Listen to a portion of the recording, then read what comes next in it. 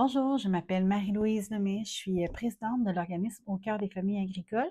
Et aujourd'hui, on m'a demandé de vous faire un petit vidéo pour vous parler des signes de la détresse psychologique. Qu'est-ce qui peut nous mettre une puce à l'oreille? Donc, moi, je suis productrice laitière au Centre du Québec. Je suis aussi maman de 4 jeunes enfants. Donc, je la côtoie là, vraiment quotidiennement, cette détresse. Je la vis aussi au quotidien sur mon entreprise. Euh, j'ai aussi la formation Sentinelle qui aide beaucoup là, au niveau de comment la décider, mais aussi comment la gérer après ça, puis les étapes qui suivent. Mais aujourd'hui, moi, je voulais juste prendre un petit 5 minutes pour vous dire que il n'y a pas de petite détresse. Je pense que c'est le premier message qu'il faut envoyer.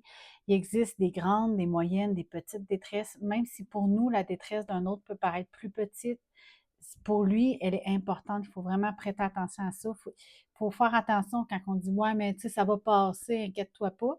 Des fois, ça peut devenir un petit peu irritant là, pour la personne qui vit cette détresse-là parce que quand on est dedans au quotidien, c'est dur de voir le positif qui s'en vient. Fait que, tu sais, première chose que moi je donnerais peut-être comme conseil, c'est de ne pas minimiser les détresses dont on peut être témoin.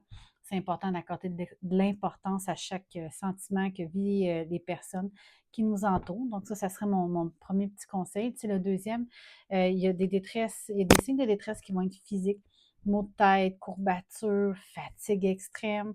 Ça, on va les ressentir. Souvent, quand on se rend à la détresse physique, c'est que la détresse psychologique, elle est déjà assez avancée là, dans le temps. Comme signe extérieur qu'on peut observer, parfois ça va être un regard peut-être un petit peu plus fuyant, on va voir des cernes au niveau des yeux aussi qui peuvent être là.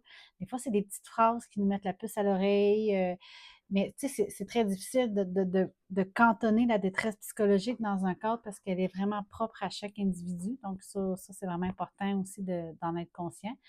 Mais si c'est quelqu'un que vous connaissez bien, souvent, il va y avoir un changement d'attitude, un changement d'énergie que cette personne-là va dégager. Des fois, c'est dans des phrases un petit peu plus pointues qu'on va la capter. Tu sais, exemple, ah, est-ce que ça va aujourd'hui, Maryse? Ouais, ouais, ça pourrait aller. Ah, tu sais, on capte que, OK, il se passe de quoi des fois? Ça peut être une fatigue passagère, mais des fois, ça peut être plus. Ça vaut la peine d'investiguer. Dans les sentinelles, on a appris qu'il fallait poser des questions. Si on ne pose pas de questions, on ne peut pas savoir.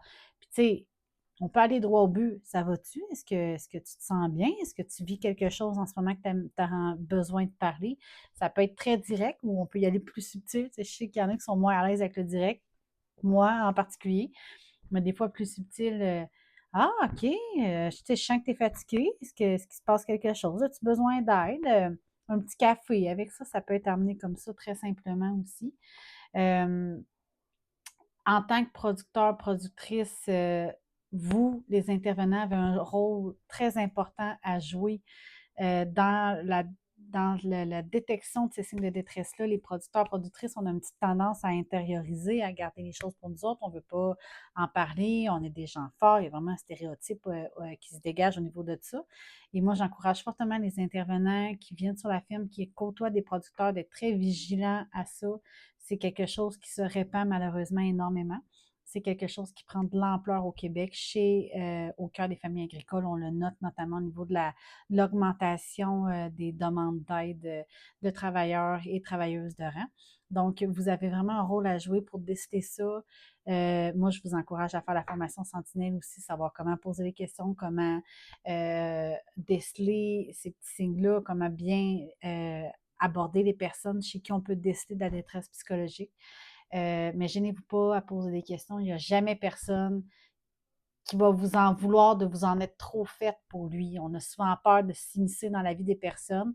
Si on est moins à l'aise, on peut référer Au cœur des familles agricoles de façon anonyme. Puis c'est vraiment une travailleuse de rang qui va aller appeler le ou la productrice ou le membre de la famille de la producteur. Donc, Au cœur des familles agricoles couvre aussi l'ensemble des familles des producteurs agricoles. Mais vous ne pouvez jamais trop en faire à ce niveau-là. Nos travailleuses de rang, ils sont formés pour vraiment aller bien cerner les situations qui se vivent dans les étables, dans les tracteurs, dans les champs, peu importe la production. Donc, tu sais, moi, je vous encourage, si vous avez un doute, appelez.